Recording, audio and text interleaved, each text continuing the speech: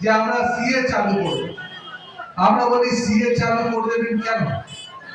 বাংলার যারা বসবাস এখানে যারা এসছেন উপস্থিত হয়েছে, আপনারা ভোট দেন। আপনারা ভোট দিয়ে মানুষকে নির্বাচিত করেন।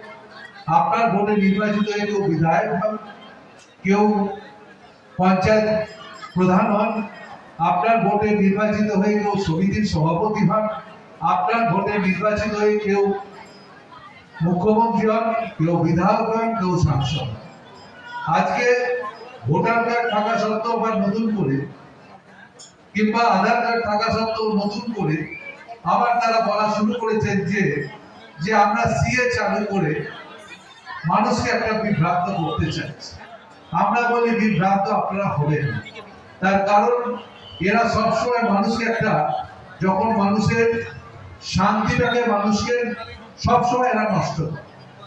কিছুদিন আগে নোটবন্দি তারা চালু করেছে, বললেন নাকি এই নোটবন্দি যে নোট চেঞ্জ এক্সচেঞ্জ হঠাৎ করে 2000 টাকার নোট তাদের বললে এটাকে ব্যান করে দেবো, করে ব্যাংকে মানুষকে লাইনে রাখবে। আমি মনে করি এই যে ব্যাংকের লোক লাইনে দীর্ঘদিন ধরে দাঁড়িয়ে প্রচুর লোক রোদ্দুরেতে মারা গেল, প্রচুর লোক অসুস্থ হয়ে পড়লো, আর এরা নিজেরা নিজেদের কাজটাকে তারা করে দিল। আমি বলি এই নোটবন্দিতে কোন সাধারণ মানুষের ভালো হয়েছে? আসলে এরা কোনো ভালো কাজ করেনি 10 বছর, আর এখন বলে এই 10 বছরে নাকি তারা মানুষকে টেলার দেখিয়েছে, টেলার। আমি বলি এই টেলার দেখতে আমরা অভ্যস্ত নই, এই টেলার আমরা দেখতে চাই না। তার কারণ এই টেলার যদি গ্যাসের দাম বৃদ্ধি হয়, জিনিসের দাম বৃদ্ধি হয়, দেশে বেকারত্ব বাড়ে, যদি দেশে বিভাজন বাড়ানোর চেষ্টা হয়, তাহলে এই টেলার না দেখে আমরা বলছি এই টেলার আমরা দেখব।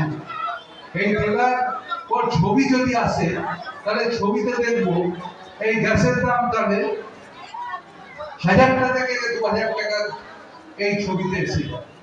তাই আমি বলি এই ছবি আমরা দেখতে চাই না, আমরা মমতা ব্যানার্জির ছবি দেখতে চাই। মমতা ব্যানার্জি আজকে মানুষের জন্য কাজ করেছে, শুধু তাই না, আজকে লক্ষ্মী ভান্ডার থেকে যে মহিলারা বসে আছে, আপনারা লক্ষ্মী ভান্ডার পান তো? কি হ্যাঁ কি না? সবাই পান তো? এখানে অনেক শিডিউল কাস্ট লোক আছে, যারা শিডিউল কাস্ট আছে, শিডিউল ট্রাইব আছে। যদি সাধারণ মানুষ আজকে 1000 টাকা পায়, তাহলে শিডিউল কাস্ট শিডিউল ট্রাইব আজকে 1200 টাকা। তাই আমি মনে করি এই সরকার মহিলাদের মর্যাদা দিয়েছে। আর বিজেপি বলছে যদি আমরা ক্ষমতায় আসি তাহলে লক্ষ্মী ভান্ডার বন্ধ করে দেব। তাহলে কোনটা ভালো কোনটা ভুল? দিদি ভালো না মোদি ভালো? কে ভালো? আরে জোরে তো বলার আওয়াজই নেই। দিদি ভালো তো? দিদি ভালো। তাহলে দিদিকে ভোট দিতে হবে। দিদিকে ভোট দেওয়া মানে, নরুলকে ভোট দেওয়া মানে দিদিকেই ভোট দেওয়া। নরুল হচ্ছে দিদির প্রার্থী।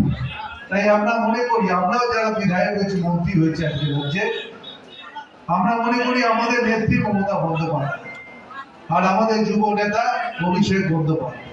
তাই আমি বারবার একটা কথাই সবাইকে বলি, আমাদের মনে রাখতে হবে আমাদের যে 42টা কেন্দ্রে আমাদের প্রার্থীরা লড়াই করছে, এই 42টা কেন্দ্রই আমাদের জিততে হবে। তার কারণ দিল্লির হাতে বাংলা সুরক্ষিত না। এরা বাংলাকে অপমান করে, এরা বাংলাকে ভাগ করবার চক্রান্ত করে। আমি বলি বাংলার কালচার, কৃষ্টি, সংস্কৃতি আমরা রবীন্দ্রনাথ ঠাকুরকে দিচ্ছি।